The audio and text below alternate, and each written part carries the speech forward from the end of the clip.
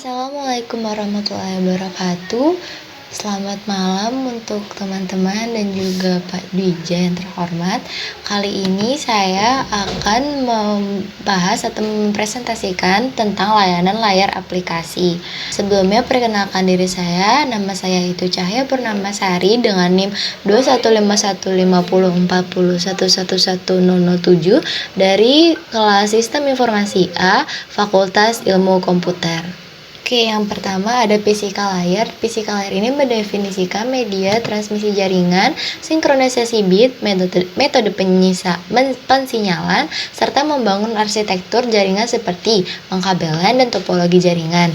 Dan di physical layer ini data juga akan ditransmisikan dengan memakai jenis sinyal yang telah didukung media fisik, katakanlah seperti kabel, tegangan listrik, frekuensi radio, atau bisa juga dengan infrared dan cahaya biasa. Nah, kemudian transmisi ini dapat mencakup spesifikasi seperti voltase, frekuensi radio, dan sebagainya. Kemudian ada lapisan kedua yaitu lapisan data. Kemudian ada yang kedua yaitu lapisan data link. Nah, lapisan data link atau data link layer ini bekerja yaitu untuk membuat komunikasi antara physical link yang reliable dan efisien. Lapisan ini memiliki tanggung jawab berupa mentransfer parameter data tanpa kesalahan, memperbaiki kesalahan yang mungkin terjadi pada lapisan fisik, mendefinisikan format data di jaringan, menyediakan komunikasi yang andal dan efisien antara dua atau lebih perangkat, dan juga mengidentifikasikan setiap perangkat yang berada di jaringan lokal. Nah, lapisan data link itu mencakup dua sublapisan, yaitu logical link control layer dan media access control layer. Oke, yang ketiga ada network layer atau lapisan jaringan. Nah, di network layer ini menerima bingkai dari lapisan data link, kemudian mengirimnya ke tujuan yang dituju berdasarkan alamat yang terdapat di dalam bingkai. Dan network layer ini tuh sangat berhubungan erat dengan router. Lalu yang keempat yaitu ada lapisan transport. Lapisan transport adalah layer keempat dari OSI yang bertugas memastikan bahwa pesan dikirim sesuai urutan pengirimannya dan tidak ada duplikasi data. Nah, yang kelima ada lapisan sesi atau lapisan 5 ini. Lapisan sesi memiliki dua tugas, yaitu pertama, lapisan ini bertindak sebagai pengontrol dialog yang membuat dialog antara dua proses yang dapat berupa half duplex atau full duplex. Tugas kedua adalah menambahkan beberapa pos pemeriksaan saat mengirimkan data secara berurutan. Oke, selanjutnya ada lapisan presentasi. Presentasi layer atau lapisan presentasi ini juga dikenal dengan lapisan sintaks karena berkaitan dengan sintaks dan semantik informasi yang dipertukarkan antara dua sistem. Komponen ini merupakan bagian dari sistem operasi yang mengubah data dari satu format presentasi ke format lain. Oke, sebelum masuk ke lapisan terakhir, di sini saya akan menjelaskan tentang TCP. TCP ini ada namanya three-way handshake, yaitu sync and acknowledge, dan juga acknowledge. Yang pertama yaitu sync, di mana komputer klien mengirimkan data kepada server, kemudian server yang dituju mengirimkan data yang sudah dikirimkan kembali kepada komputer untuk mengecek apakah data yang dikirimkan sudah betul dan sudah lengkap atau belum. Kemudian jika sudah lengkap, maka komputer akan mengirimkan data tersebut atau konfirmasi tersebut ke server kalau misalkan datanya sudah lengkap. Nah, hal ini menjamin dua host yang sedang terkoneksi tersebut telah menyelesaikan proses transmisi data dan semua data yang ditransmisikan telah diterima dengan baik. Itulah sebabnya mengapa TCP disebut sebagai koneksi yang reliable. Lalu ada UDP. UDP juga merupakan bagian dari Internet Protocol. Dengan UDP, aplikasi komputer dapat mengirimkan pesan kepada komputer lain dalam jaringan lain tanpa melakukan komunikasi awal. Jadi berbeda dengan TCP yang melakukan three-way handshake, UDP ini hanya sekali, yaitu hanya tahap mengirimkan. Jadi memang lebih cepat daripada TCP, namun data yang dikirimkan bisa saja hilang atau bahkan datanya dikirimkan tapi tidak teratur, jadi tidak ada pengecekan ulang. Oke, jadi yang terakhir itu adalah lapisan aplikasi atau application layer. Nah, di lapisan ini menyediakan protokol yang memungkinkan perangkat lunak untuk mengirim dan menerima informasi serta menyajikan data yang berarti kepada pengguna. Beberapa contoh protokol lapisan aplikasi adalah Hypertext Transfer Protocol atau HTTP, File Transfer Protocol atau FTP, Post Office Protocol atau POP, Simple Mail Transfer Protocol atau SMTP, dan juga Domain Name System atau DNS. Kemudian kita masuk ke prinsip kerja HTTP atau Hypertext Transfer Protocol. Merupakan istilah yang diberikan pada sebuah protokol dan dipergunakan untuk mengirimkan dokumen dari World Wide Web. HTTP dapat pula diartikan sebagai protokol jaringan yang untuk pendistribusian sistem informasi hypermedia secara kolaboratif. Jadi nanti HTTP ini dibagi menjadi dua, itu HTTP request di mana kita merequest suatu protokol untuk mengirimkan dokumen ke web. Kemudian ada juga HTTP respon di mana web itu merespon data atau dokumen yang kita inginkan. Nah, prinsip kerja HTTP itu pertama-tama komputer klien membuat sambungan lalu mengirimkan permintaan dokumen ke web server.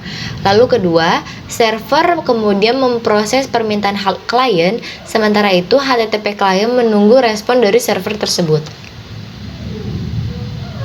Yang ketiga, web server merespon permintaan dengan kode status data, lalu barulah menutup sambungan ketika telah selesai memproses permintaan. Nah, sementara itu, HTTPS bekerja dengan menggunakan sub-layer berupa SSL atau TLS, Transport Layer Security, tentu berbeda dengan HTTP yang memiliki aplikasi layar biasa. Oleh karena itu, HTTPS sering juga disebut sebagai kombinasi dari HTTP dan SSL or TLS. Kemudian kita ke konsep dan prinsip kerja surat elektronik atau email. Nah, yang pertama, mail server akan memiliki daftar akun email dengan satu akun untuk setiap orang yang dapat menerima email di server. Kemudian mail server akan memiliki file text untuk setiap akun dalam daftar. Jadi nanti server akan memiliki file text dalam direktori yang bernama mbrand.txt dan server file lain yang bernama nama file.txt atau sebagainya.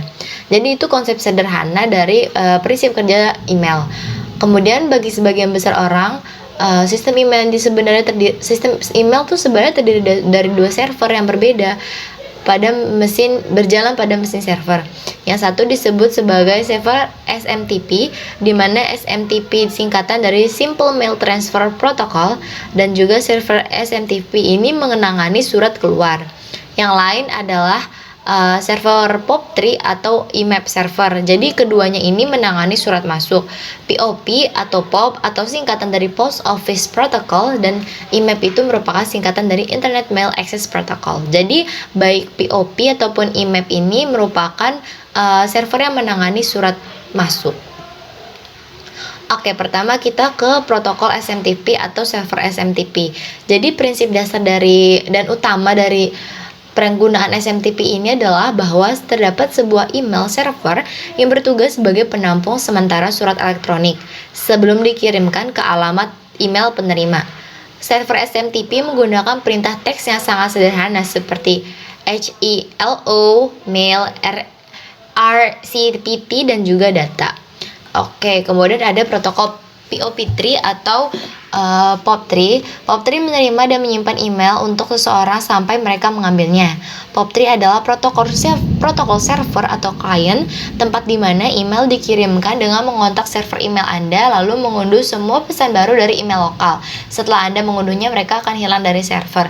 Jadi POP3 ini digunakan untuk menerima dan menyimpan email. Kemudian jika misalkan kita sudah mendownload email yang kita inginkan, nanti filenya itu akan masuk ke email lokal kita atau folder lokal kita dan akan hilang dari server. Nah, berbeda dengan protokol IMAP atau Internet Message Access Protocol ini sama berfungsi sebagai perantara antara server email dan server klien. Cuma bedanya IMAP ini mereka membaca dari server tapi mereka tidak benar-benar mengunduh atau menyimpan email di perangkat lokal mereka. Jadi ini berarti email tidak terikat ke perangkat tertentu dan pengguna dapat mengaksesnya dari lokasi manapun di dunia menggunakan perangkat yang berbeda, seperti PC, laptop, smartphone, atau tablet. Jadi tidak seperti POP3 yang kalau misalkan diunduh itu langsung hilang. Tapi kalau protokol IMAP ini mereka menyimpannya di server, bukan di perangkat lokal. Nah, untuk langkah dan proses umum yang terlibat dalam operasi IMAP itu pertama biasanya saat pengguna masuk ke klien email, klien menghubungi server menggunakan IMAP. Lalu koneksi dibuat pada port tertentu, header semua email pun ditampilkan oleh klien email. IMAP hanya mengunduh pesan ke klien saat pengguna mengkliknya. Jadi lampiran tidak diunduh secara otomatis. Pengguna dapat memeriksa pesan mereka lebih cepat dengan IMAP dibandingkan dengan protokol pengambilan email lainnya seperti Post Office Protocol 3 atau POP3 karena IMAP itu diterima atau menerima surat masuk itu lewat server bukan dari perangkat lokal. Kemudian pesan email tetap berada di server kecuali pengguna secara eksplisit menghapusnya. Server IMAP sendiri mendengarkan pada nomor port 143, sementara IMAP melalui lapisan soket aman atau SSL keamanan lapisan transportasi diberikan nomor port 993. Sekian yang bisa saya sampaikan di presentasi saya kali ini. Kurang lebihnya mohon maaf. Wassalamualaikum warahmatullahi wabarakatuh.